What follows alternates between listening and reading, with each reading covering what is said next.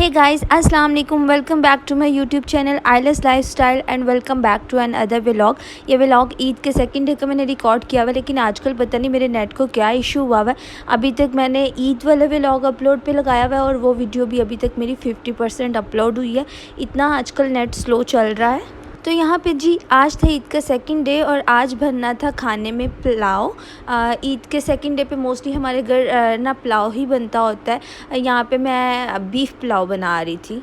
ये special beef पोटली पुलाव है और ये मेरी मदर इन लॉ की स्पेशल रेसिपी है। मुझे पहले ना मैं जस्ट चिकन खाया करती थी और ये मटन बीफ वगैरह नहीं थी खाती, इवन पुलाव वगैरह भी नहीं थी खाती। तो जब से मेरी शादी हुई और मैंने अपनी मदर इन लॉ के हाथ का ये पुलाव खाया है ना, तो तब से अब मैं भी ये पुलाव खाना स्टार्ट हो गई और अब मैं भी सेम उनके जैसा ही पुलाव बनाती हूँ। इवन मेरे मामा पापा और स्पेशली मेरे भाई को मेरी मामा के हाथ का ना पुलाव बहुत पसंद है। तो उन्होंने जब भी मेरी तरफ आना होता है, स्पेशली जब भाई ने आना होता है, तो मेरी कोशिश होती है कि मैं आज पुलाव ही बनाऊं। तो मैं घर भी जाती हूँ तो अक्सर भाई मुझसे फरमाइश करते हैं कि वैसे का पुलाव बना के खिलाओ। तो अब वैसे तो थोड़ा बहुत तो डिफरेंस आता है हाथ के टेस्ट का, लेकिन अब मेरा मोस्टली मामा जैसा ही बनता है। तो यहाँ पर मैं बना रही थी बीफ पुलाव।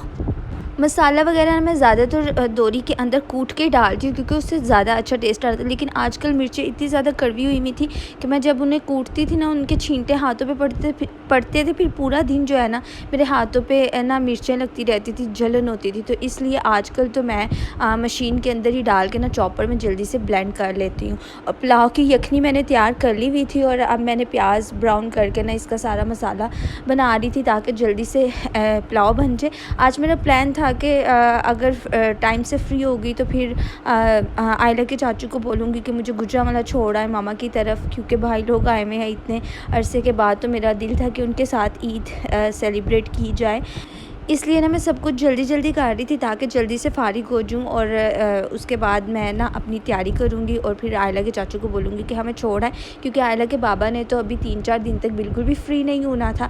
लेकिन अनफॉर्चुनेटली ऐसा हुआ कि अभी हम पुलाव बना रहे थे तो मामू की कॉल आ गई, आयला के बाबा के मामू की ना। तो उन्होंने कहा कि हम तो आप लोगों का ना वेट कर रहे हैं, आप लोग अभी तक आए क्यों नहीं है, इधर खाना वगैरह सब कुछ रेडी है और बाकी सब गेस्ट आ गए हैं, तो आप लोग क्यों नहीं पहुँचे अभी तक।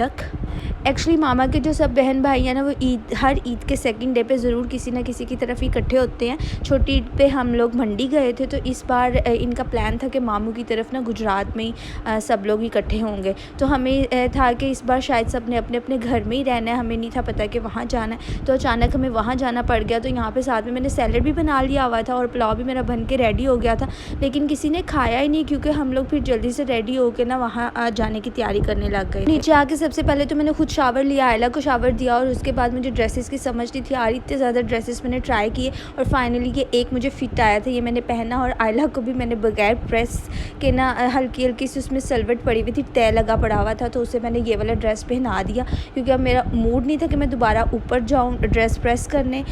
मामा पहले ही चली गई थी गुजरांवाला से आते हुए ना, हाला ने मामा को पिक कर लिया था। तो अब हमें जाना था पापा के साथ। हम लोग जाने लगे थे तो जासिम की ना कज़न्स आ गई थी, तायाबू की बेटियाँ इधर। तो फिर कुछ टाइम के लिए हम लोग रुके और फिर पापा के पेशेंट आना स्टार्ट हो गए। तो पापा को क्लिनिक में काफ़ी टाइम लग गया, ऑलमोस्ट हमें निकलने में, रेडी होने के बाद निकलने में ना 1 घंटा लग गया था। तो अब यहाँ पे मैं गाड़ी में पापा का वेट कर रही थी और पापा डोर वगैरह बंद कर रहे थे। बाकी सब लोग चले गए थे, जस्ट मैं, आयला और पापा रह गए थे। मुझे आयला को गोद में बिठाने से इतनी चीड़ है ना, तो मैंने उसको पीछे बिठाया हुआ था, लेकिन पता नहीं क्या है वो बाकी सबके साथ सेपरेट बैठ गया। लेकिन जब भी मैंने कहीं जाना होता है ना, उसने मेरी गोद में ही बैठना होता है। तो अभी तो मैंने उसे थोड़े टाइम के लिए पीछे बिठाया, उसके बाद वो अगेन आगे आ गई थी और उसने पूरा टाइम ना वो मेरी गोद में ही बैठी थी। तो यहाँ पर हम लोग जा रहे थे और अनफॉर्चुनेटली आज इतनी को किस्मत ख़राब थी ना, ऐसा हुआ कि यहाँ पर फाटक बंद था, ट्रेन का टाइम था और इतनी लंबी लाइन लगी हुई थी, ना हम लोग आगे जा सकते थे ना हम लोग पीछे जा सकते थे। तो ट्रेन तो जल्दी से गुजर गई थी जब हम लोग पहुंचे, लेकिन नीचे अंडरपास पे ना बारिश की वजह से काफ़ी ज़्यादा पानी इकट्ठा हुआ था। तो इसलिए यहाँ पे इतनी ज़्यादा ट्रैफिक थी ना, बहुत लंबी। आलमोस्ट इस ट्रैफिक को क्रॉस करने में ना हम लोगों को तकरीबन 1.25 घंटा लग गया था। तो फाइनली यहाँ पे हम लोग ट्रैफिक से निकल आए थे और अब हम लोग जा रहे थे मामू की तरफ। तकरीबन मामू के घर का ना 10 से 15 मिनट का रास्ता, जो कि आज हमें 1.5 घंटा लग गया था मामू के घर पहुँचने में। तो आज इतना खूब प्यारा वेदर था ना, बारिश की वजह से बड़ा प्यारा वेदर हुआ था। रास्ते में ना मैंने देखा कुछ लड़के जो थे ना वन व्हीलिंग कर रहे थे और मुझे इतना गुस्सा आ रहा था उन पे। फिर ऐसे ही एक्सीडेंट वगैरह हो जाते हैं और बाद में जी माँ बाप बेचारे रोते रह जाते हैं और उनको कोई फ़र्क ही नहीं पड़ता। तो अपनी प्लीज़ भाई लोग अपनी जान की खुद हिफाजत किया करो, अपने माँ बाप का ख्याल किया करो। तो यहाँ पे हम लोग आ गए थे मामू के घर। मामू का घर ना बड़ी पुरसकून जगह पे था, इनकी बंद गली थी, कोई भी इतना आना जाना वगैरह नहीं था होता यहाँ पे किसी का। तो घर में ना हर वक्त बड़ा सुकून रहता था। तो यहाँ पे हम लोग पहुँच गए थे मामू के घर। और आयला जो है ना मामू के घर जाके काफ़ी खुश होती है, क्योंकि जासिम के कुछ कज़न्स जो है ना मामू के जो बेटे हैं वो छोटे हैं, तो वो आयला उनके साथ ना काफ़ी ज़्यादा इंजॉय करती है। वो इसको उठाते हैं, बाहर लेके जाते हैं, घुमाते फिराते हैं। तो आयला को इसलिए ना बहुत मज़ा आता है उनके साथ। तो मैं तो आते ही सबसे पहले रूम में आ गई थी कि पहले थोड़ा सा फ्रेश हो जाती हूँ और उसके बाद जाके मैं सबसे मिलूँगी। और यहाँ पे सब लोग खा रहे थे खाना। तो मामी ने सबको ना 3 शिफ्टों में खाना सर्व किया था, बिकॉज़ हर कोई ना अलग अलग टाइम पे आ रहा था। तो अब मैं पापा और आयला के चाचू खाना खा रहे थे। मामी ने बहुत ही मज़े का खाना बनाया हुआ था और मामी के हाथों में ना बहुत टेस्ट है। मुझे उनके हाथ के सब खाने बहुत मज़े के लगते हैं। स्पेशली मुझे उनके हाथ के ना पाए बहुत पसंद है, वो बहुत मज़े के बनाती हैं। उसके बाद मैं आ गई थी किचन में और किचन की हालत देख के ना मेरे दिल को कुछ हो रहा था कि मामी ये सब कुछ कैसे समेटेंगी, क्योंकि उनकी हेल्पर भी नहीं थी आज ना, तो ये सब कुछ उनको अकेले करना था। खैर सारी मामी बाकी सब लोग भी इकट्ठे हुए थे, तो सब मिल के फिर एक दूसरे की हेल्प कर देते हैं। तो खाने का मुझे तो बहुत मज़ा आया था।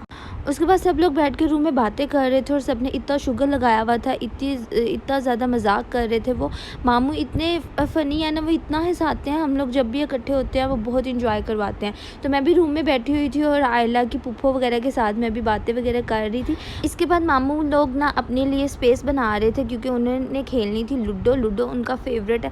जब भी ईद वगैरह पे वो लोग इकट्ठे होते हैं ना, तो वो सबसे ज़्यादा टाइम जो है ना लूडो को देते हैं। और आलमोस्ट पूरी रात वो लोग जागते रहते हैं और सुबह फजर की नमाज़ टाइम वो लूडो बंद करते हैं और नमाज़ पढ़ के फिर सोते हैं। तो यहाँ पे अब उनकी तो लूडो स्टार्ट हो चुकी थी। अभी उनका एक पार्टनर मिसिंग था और उसी का वो वेट कर रहे थे। तो उनकी रिप्लेसमेंट पे आयला के चाचू ने थोड़ा सा टाइम दिया था। आयला इधर देखो।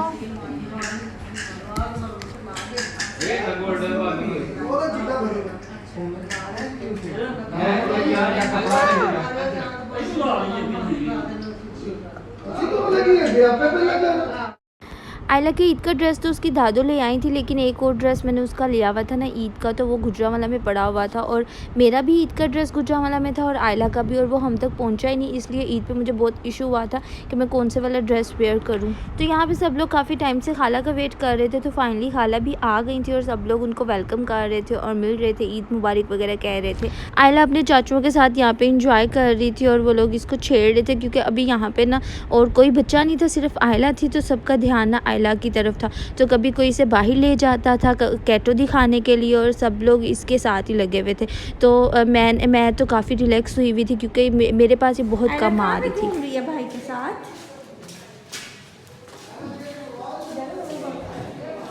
आयला की मोच लगी हुई है, आयला की मोच लगी हुई है ना। मम्मा ने नहीं उठाना बेटे, मम्मा ने नहीं उठाना आपको।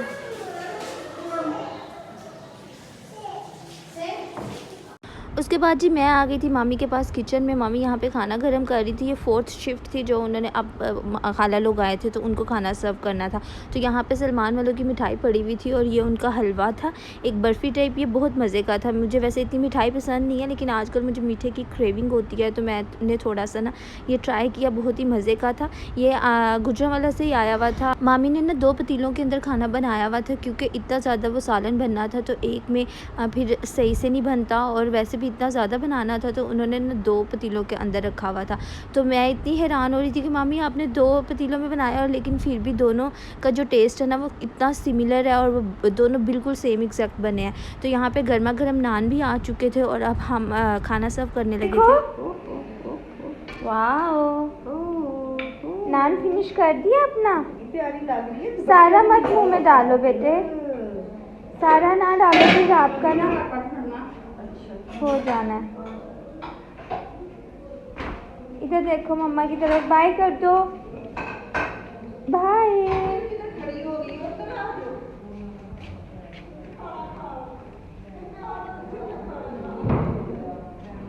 बाय आयला, बाय मेरा बच्चा। तो यहाँ पे जी खाना सर्व कर दिया था और जिन लोगों ने खाना नहीं था खाया, अब वो सब लोग बैठ के खाना खा रहे थे और मुझे तो कोक की क्रेविंग हो रही थी, तो यहाँ पे मैंने ठंडी ठंडी सी कोक पी थी। खाना खाने के बाद अंकल भी लूडो की तरफ आ गए थे और वो वेट कर रहे थे कि ये जो गेम पहले स्टार्ट हुई हुई है ये ओवर हो और फिर मैं भी अपनी जगह पे आऊँ और गेम खेलना हम लोग भी स्टार्ट करें। तो ये आयला ना मेरे पास लेके आई थी, तो क्यूटो सा ये था, क्या नाम है, मिरर बना हुआ था और साथ में इसके ये कॉम था, मुझे बड़ा प्यारा लगा था ये।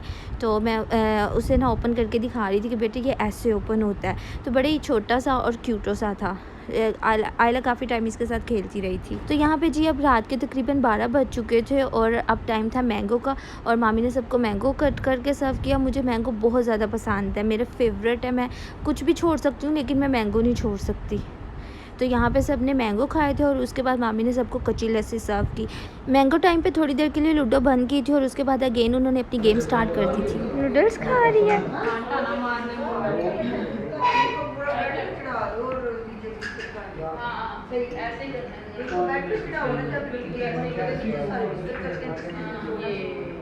गुड बे।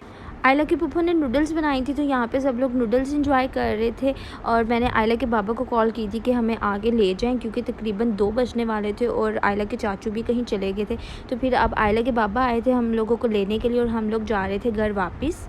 और यहाँ पे फाइनली हम लोग घर पहुँच गए थे। मामा तो मामू की तरफ ही स्टे किया था और मैं और आयला वापस आ गए थे क्योंकि घर में हर चीज़ ऐसे ही बिखरी पड़ी हुई थी। राइस बनाए हुए थे वो मैं वैसे ही छोड़ के गई थी। तो सबसे पहले मैं आते ही ऊपर आ गई थी कि जो चीज़ें पड़ी हुई हैं किचन में उनको समेटूँ। तकरीबन यहाँ पे ना 2:30 बजे वाला टाइम था और मुझे इतना कुछ डर लग रहा था अकेले छत पे आते हुए। और हुआ ये कि अभी मैं छत पे आई हूँ तो साथ ही लाइट भी बंद हो गई। तो मैंने फ़ोन की लाइट के साथ ना सारा काम किया और मामा ने मुझे बताया हुआ था कि किसी स्टील वाले बर्तन में डाल के राइस रखना ना फ्रिज में, ताकि वो जल्दी ठंडा हो जाएगा और फिर वो राइस ख़राब नहीं होंगे। तो फिर मैंने यहाँ से बर्तन निकाला जिसमें डालने थे और साथ में मैंने राइस भी डाल के रखे और फ्रिज के अंदर और भी जितनी चीज़ें थी जो कि स्पेस बनाने के लिए वो बड़ी बाउल में पड़ी हुई थी कम लाइक सैलड वगैरह, वो भी मैंने छोटे बाउल के अंदर डाल के फ्रिज में रखा। और दूध पड़ा हुआ था उसको मैंने समेटा और साथ में खीर का बाउल पड़ा हुआ था और उसमें थोड़ी सी खीर थी, थोड़ी मैंने और खा ली और बाकी जो है ना मैंने उसको छोटे बाउल के अंदर डाल के रख दिया। तो यहाँ पे आयला के बाबा भी ऊपर आ गए थे और ये मेरी रात की ब्राउनीज पड़ी हुई थी, कुछ आयला के बाबा ने खाई और मैंने उन्हें कहा कि थोड़ी मेरे लिए भी बचाइएगा। तो ये थोड़ा सा उन्होंने मेरे लिए छोड़ा था, तो ये मैंने ट्राई की। मुझे ये इतनी कुछ मज़े की लगी थी ना, बहुत टेस्टी थी। आयला के चाचू लेके आए थे, ये इस्लामाबाद में वो अपने ना कज़न्स के साथ गए हुए थे ईद वाले दिन, तो उस दिन वो मेरे लिए ये लेके आए थे, तो बहुत ही मज़े की थी। आयला को सुलाने की टेंशन मेरी ख़त्म हो गई थी क्योंकि वो मामू की तरफ से वापसी पे गाड़ी में सो गई थी। हम लोग काफ़ी लेट आए थे और वो दिन में भी नहीं सोई थी ना, तो इसलिए वो जल्दी सो गई थी। बस मुझे टेंशन ये थी कि उसने दूध भी नहीं पिया और उसने ठीक से कुछ खाया भी नहीं था और वो ऐसे ही सो गई थी। तो मैंने आते ही उसको आराम से नीचे लटा दिया था ताकि उसकी नींद ना ख़राब हो। अगर वो उठ जाती तो उसने फ़्रेश हो जाना था और फिर उसने सोना नहीं था। और इस टाइम पे हम लोग इतना थक चुके थे कि हमें तो बस नींद आई हुई थी बहुत ज़्यादा। तो उसका फीडर भी ऊपर पड़ा हुआ था और कुछ चीज़ें थी जो नीचे लेके जानी थी, वो मैं रेडी कर रही थी कि इनको नीचे लेके जाती हूँ। दूध भी नीचे पड़ा हुआ था, मैंने जाके दूध को समेटा और साथ ही मैंने फिर अपना फ़ोन चार्ज लगा दिया था रूम में जाके और मैं भी फिर लेट की थी सोने के लिए।